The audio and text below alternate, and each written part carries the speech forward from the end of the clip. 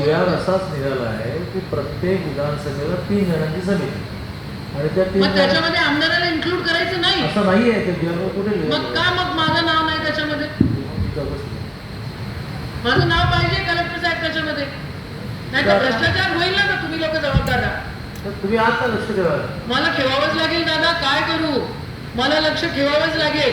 नाही तर डीपीडीसी मध्ये आता विषय तुम्ही लक्ष ठेवायचा म्हटला, तिथे बघा तुमचे सगळे आकडे 0-0 दिलेले आहेत, काही लक्षात येत नाही. तुमचा तो डीपीओ दादा अवेलेबल नसतो.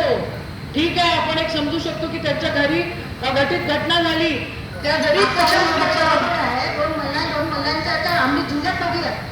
आम्ही आता ग्रामीणमध्ये मी शहरामध्ये तर आम्हाला तर तुम्ही हे केलं पाहिजे ना. तुम्ही मग सक्षम लाडक्या बहीण म्हणतात आणि सक्षम महिलाला वारंवार दादा वारंवार तुमच्या सरकारकडनं आमचा अपमान होतो. ही फॅक्ट आहे, वस्तुस्थिती आहे आजही.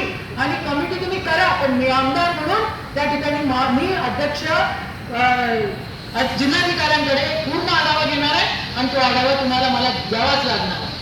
असं नाही चालत, एवढी पार्शालिटी करून चालणार नाही दादा. तुम्ही माझा अपमान करताय, वारंवार अपमान करताय. असं कसं? मी आमदार आहे ना की नाही आहे की चपराशी आहे मी? तिवसा विधानसभा मतदारसंघाची मी आमदार आहे.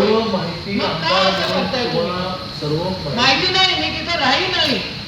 माहिती फक्त माहितीचा अधिकार नाही, आमदारांचा अधिकार आहे.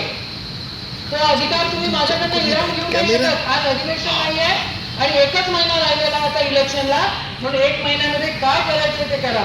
पण ही अपमान करण्याची पद्धत, आणि तसंही तुम्ही कोणता महिला मंत्री केला? तुमच्या पक्षाने महिला मंत्री केला नाही. ते तर अजितदादा आमच्याकडनं तुमच्याकडे गेले म्हणून 1 महिला मंत्री झाली. या खात्याचं मी प्रतिनिधित्व केलेलं आहे दादा. तुम्ही मला तिथं मेंबर म्हणून पण ठेवत नाही.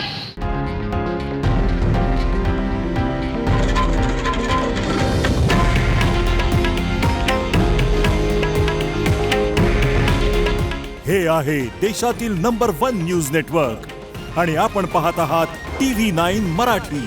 काळजी तुमची, हित महाराष्ट्राचं.